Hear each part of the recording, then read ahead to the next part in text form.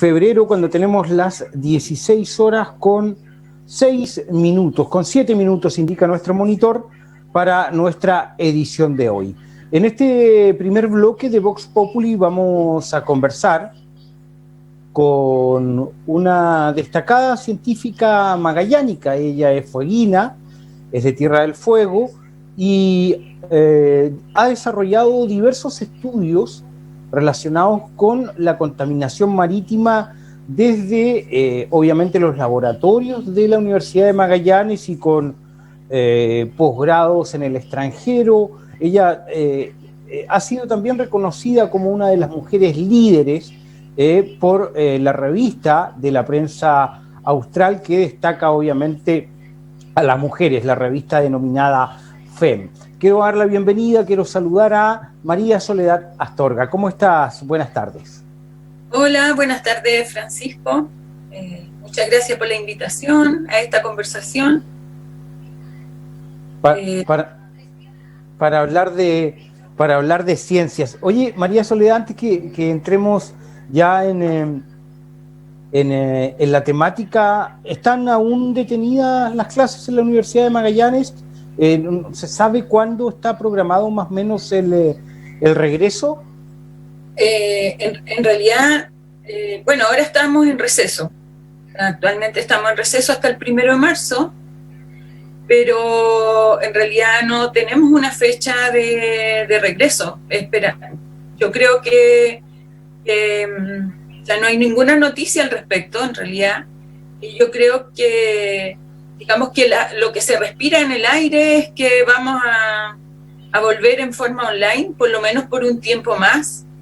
Y de eso, o sea, bueno, lo que nos preocupa justamente es el trabajo de laboratorio, el trabajo que ya llevamos todo el año pasado que no pudimos hacer trabajo presencial práctico y las salidas a terreno, porque las clases online en realidad, bueno, ha sido todo un aprendizaje y se pueden realizar bien, pero falta toda la otra parte que hay que hacer en forma presencial y eso no, o sea, por más que uno busque formas y videos y demás, es irreemplazable.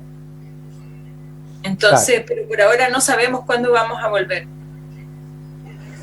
María Soledad, bueno, a modo de contexto, ¿no? Nuestro país tiene, si no la costa más grande del mundo, una de las costas más extensas del planeta. De ahí la importancia de nuestro mar. Y bueno, tú te has especializado en los estudios marítimos, haciendo hincapié en lo que es la contaminación acuática. Uno pudiese pensar que los niños, que las nuevas generaciones, que los más pequeños tienen una conciencia de manejo de residuos, los mismos fumadores, ¿no? De no tirar colillas lisa y llanamente al medio ambiente, que después van a terminar en el mar, lo propio para, no sé, los envoltorios de dulces, pero estas son situaciones muy particulares y muy individuales. ¿Cuál es la mayor amenaza que tenemos hoy día en la contaminación marítima, sobre todo, ¿no es cierto?, aquí en el estrecho de Magallanes? Mira, nosotros, o sea, como país sí tenemos una importante costa y como región también tenemos muchos kilómetros de costa, porque por todos los islotes y por nuestra forma geográfica. Y entonces nosotros siempre decimos que vivimos en una zona prístina, porque las grandes contaminaciones marinas, o sea, lo que se sabe en el mundo, o la preocupación que comenzó en la década del 60 aproximadamente, y se conoció de la contaminación marina justamente por los países más industrializados, o sea, por ejemplo, de Japón. Las primeras enfermedades se conocieron de Japón, de Minamata, y entonces, que un pequeño pueblito. Y entonces, ¿qué es lo que pasa? Como es un país industrializado, vertían todos los desechos líquidos o también sólidos, porque también nosotros, recuerda que todos los residuos líquidos del agua, residuales o digamos los desagües iban a parar al mar. Correcto. Y Exacto, y después de nuestra legislación que empezó con la Ley de Base del Medio Ambiente en el 94, empezamos a poner normativas y se empezaron a hacer tratamientos, pero se empezó a pedir a la industria que también trataran sus residuos. Pero bueno, para contarte un poco esta preocupación que vino de países industrializados, porque el hombre no sabía en realidad qué problemas podía traer el vertir los residuos líquidos o sólidos al mar. Y entonces la población se empezó a enfermar y después de 20 años empezaron a descubrir que el problema era, por ejemplo, contaminantes que no se ven y que se empezaron a acumular en los peces, que son muy consumidos en Japón, y entonces vieron que la contaminación provenía, por ejemplo, del mercurio, de altas concentraciones de mercurio. También de allá se conoció, pero ya no en el mar, sino que de la agricultura, o sea, del cultivo de arroz, donde regaban con aguas que tenían grandes cantidades de cadmio y entonces se produjo otro tipo de enfermedad. Entonces, correcto. Nosotros aquí decimos somos una zona prístina porque tenemos poca industria, y la industria además, gracias a las leyes de base del medio ambiente y las normativas que vinieron posteriormente, Decreto Supremo 90, etcétera, la industria no vierte sus residuos líquidos al mar. No está permitido que ni los barcos viertan las centinas al mar. Pero resulta que nosotros somos parte de un planeta y hay contaminantes que se transportan a través de la atmósfera, todos los contaminantes orgánicos se transportan a través de la atmósfera, y también los contaminantes que están en el mar pueden trasladarse a través de las corrientes marinas. Sí, claro, se desplazan. Se desplazan. Entonces, de ahí que nosotros no estamos libres completamente de que lo que pasa en alguna otra parte del mundo llegue de alguna manera a afectarnos a nosotros.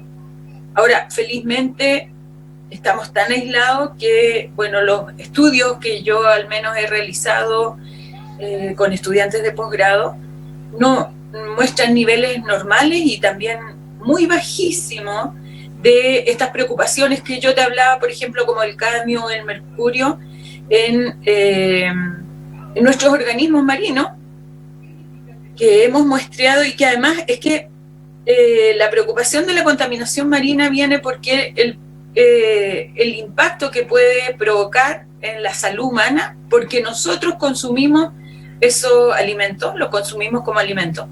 Y entonces de ahí que estos organismos marinos se utilizan para hacer los estudios, justamente, y para hacer los estudios porque se utilizan como bioindicadores. Entonces, mundialmente, todos los organismos marinos provenientes del mar son utilizados para hacer los estudios científicos, tanto de elementos inorgánicos como los metales, que yo te digo que yo me he especializado en eso, pero también en mi tesis de posgrado trabajé con contaminantes orgánicos, o sea, como los bifenilos policlorados, los hidrocarburos.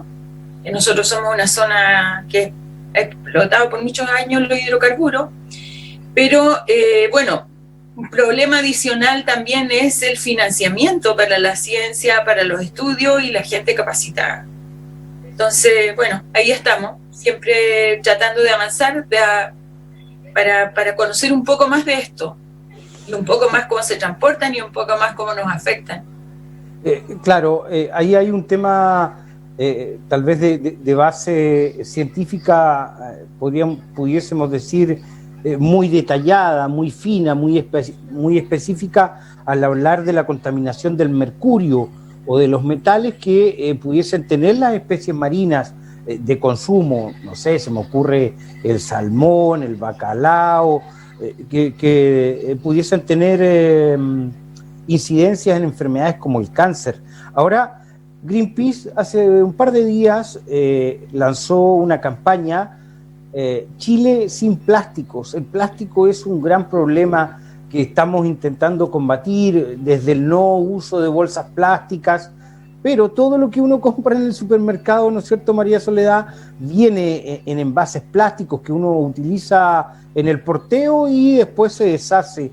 Ese también es uno de los mayores, podríamos decir, elementos nocivos para el mar y para las especies marinas. Sin duda, es un problema para las especies marinas y todavía no se sabe exactamente cuáles van a ser los efectos. O sea, hoy en día se están haciendo estudios, digamos que se analizan algunos peces o algunos mamíferos marinos que se han encontrado muertos y entonces se estudia y en su interior, en su sistema digestivo, se encuentran grandes cantidades de plástico. Entonces, sin duda es un problema y no solo el plástico, o sea, el mar está amenazado, como yo te decía, de todo o sea, el mar está amenazado por muchas sustancias. Una de ellas es el plástico, los residuos líquidos, las empresas y todo eso, pero felizmente yo creo que se está tomando conciencia y se está avanzando cada vez un poco en la educación de esto, pero falta muchísimo, falta mucho, porque yo te escuchaba que la gente no tira las colillas de cigarro y yo diría que eso no. O sea, falta mucho. Yo voy a veces, uno en la calle y ve que la gente tira del auto para afuera. Del auto para afuera y que gana de decirle, pero porque eso llega a alguna parte y no solo, o sea, bueno, el mar es la conversación, digamos, lo que nos convoca hoy, pero también los residuos sólidos. O sea, nosotros aquí en Magallanes o en Punta Arenas todavía no tenemos un relleno sanitario. Y el problema de los residuos sólidos también es un problema que tenemos que afrontar. O sea, estamos ocupando un espacio de terreno importante y los residuos sólidos también provocan una contaminación importante, porque todo lo que nosotros hacemos, el agujero en la tierra, lo enterramos ahí, por decirlo así. Claro, tenemos algo que nos defiende, que son aislantes especiales, pero cuando se deja por ahí, cuando la gente va al campo y deja sus residuos, y entonces eso después con el tiempo empieza a descomponerse y empieza a lixiviarse, que es la palabra química, y empieza a contaminar el suelo, y después nosotros felizmente tenemos agua, grandes reservorios de agua, pero por ejemplo en otros países sufren el problema de que se les contaminan las aguas subterráneas. La otra es que al mar, todo lo que llega al mar, llegan también los ríos. O sea, cuando nosotros vamos al campo y no tenemos cuidado de los ríos también llegan al mar. O sea, las vías de contaminación del mar son muchas y a veces no tomamos conciencia de eso. O sea, nosotros, por ejemplo, aquí en la región no lo vemos y bueno, Chile tiene poca población, pero países que tienen poca población, o sea, poca terreno y mucha población, entonces ahí se nota muchísimo más. Sí, claro. Y bueno, y este es un problema global, o sea, no es que nosotros estamos aislados, no, como yo te decía, todas las corrientes atmosféricas y marinas y todo lo que está ocurriendo en el planeta son cambios que de alguna manera nos pueden afectar. Estamos conversando con María Soledad Astorga. Ella es científica de la Universidad de Magallanes, tiene especialidad en contaminación marítima. Un tema constante, no sé si constante, pero que cada cierto tiempo está en la palestra mediática, María Soledad, son las industrias salmoneras. Pudiésemos decirnos en Puerto Montt, en la región de los lagos, en fin, de que traen mucha bonanza, ¿no? Traen el trabajo, generan distintos movimientos en las industrias, generan servicios también para las pequeñas y medianas empresas, pero se ha visto que después de una década, 2 décadas,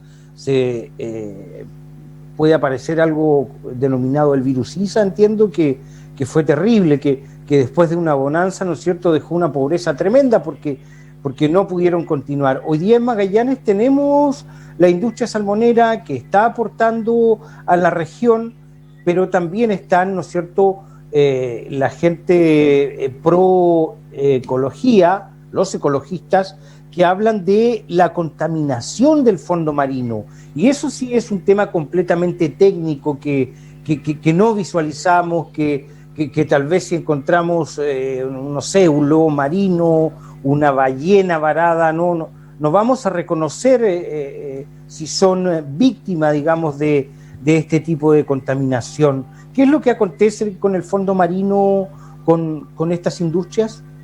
Mira, es que la industria del salmón, tal como dice, es un tema de discusión. Y hay gente que es pro, o sea, bueno, porque nos trae beneficios económicos, pero también el problema trae unos problemas asociados, y sobre todo cuando empezó esta industria. O sea, de ahí quedó esa idea de la industria contaminante, que la empresa salmonera era una industria contaminante, porque la legislación al principio no nos protegía, y entonces se instalaron grandes salmoneras en balsas jaula, porque ese es una situación, o sea, el salmón es un pez introducido, entonces no se permite que se cultive a mar abierto, porque es una especie introducida, y una especie introducida no tiene depredador, y entonces empieza a alterar toda la fauna marina. Entonces se instalaban en las balsas jaulas en lugares justamente ensenadas, lugares protegidos, lugares que cumplían con las características para que esta acuicultura esta industria le vaya más bien. Y entonces, pero resulta que después dejaron abandonadas todas esas instalaciones, y eso quedó, y ahora no tenemos tampoco cómo protegernos o cómo pedirle a esas industrias que abandonaron esos sectores a que limpien el lugar. Y entonces quedó el fondo marino, o sea, se pueden ver por algunos estudios que hacen algunas ONG, porque es carísimo ir a los lugares y ir con robot submarino y filmar y ver. Entonces, la legislación no nos protegía en el momento que ellos se instalaron. En cambio ahora, la legislación les exige hacer un estudio de impacto ambiental, por ejemplo, que es desde antes de instalarse hasta el abandono. O sea, se supone que una industria, después que se retira, tiene que dejar todo como antes de iniciar su explotación. Pero, su explotación, claro que sí. Exacto. Pero ahí, hay industrias que cumplen, digamos, con todos los estándares que se les exigen, y otras que no cumplen tanto, y ahí está la problemática. Entonces, ahí está la problemática, y bueno, ¿qué es lo que pasa? Si ellos cumplen, no deberían contaminar, porque las balsas jaula tienen protección a sí mismo, como yo te hablaba del relleno sanitario, de un relleno sanitario, por ejemplo, de los residuos sólidos, tienen una aislación que no permite contaminar el suelo. Entonces, estas balsas jaulas tienen también protección que impediría que se contamine el fondo marino. Fondo marino, porque claro, ¿qué es lo que pasa? Se le da alimento a los peces, y entonces los peces, hay un alimento que no comen y que va al fondo, y otros son las heces de los peces. Correcto. Y eso tiene gran cantidad de nitrógeno y fósforo, que son fertilizantes, y entonces en los lugares donde están estas instalaciones, si no se tiene el cuidado adecuado, estas heces y estos alimentos van al fondo marino, y entonces empiezan a crecer las algas, por ejemplo, de los lugares, y empiezan a consumir el oxígeno, y empiezan a crecer en grandes cantidades, y entonces se produce un fenómeno que se llama eutrofización. y los lugares empiezan a tener una intervención importante. Entonces, ahí hay una problemática. Pero como digo, o sea, si la empresa realmente cumple con los estándares que se le exigen, eso no debería ocurrir. También que, por ejemplo, aquí en la región se les dice que no tienen que utilizar, o sea, ellos declaran no utilizar antibióticos, porque si no, ese es un elemento que estamos ingresando también al mar, y por lo tanto estamos ingresando una sustancia que va a llegar el antibiótico no solo al salmón, sino a las demás especies.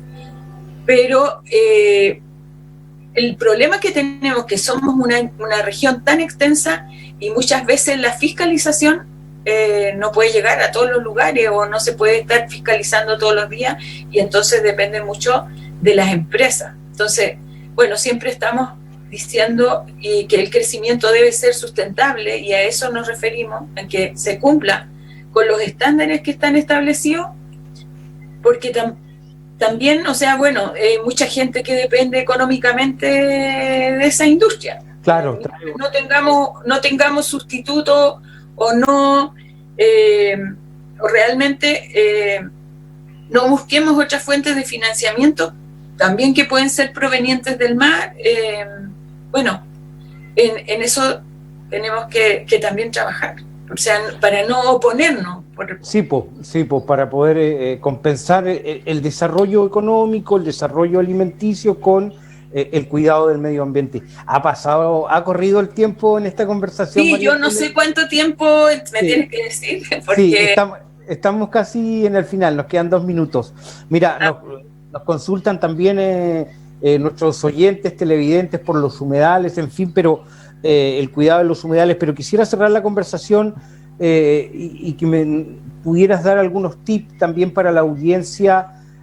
¿Cómo científica, cómo visualizas un tema que la verdad es muy importante, el calentamiento global, que hoy día ya ha cambiado el clima en Magallanes, que debiese ser un efecto, ¿no es cierto?, del calentamiento global?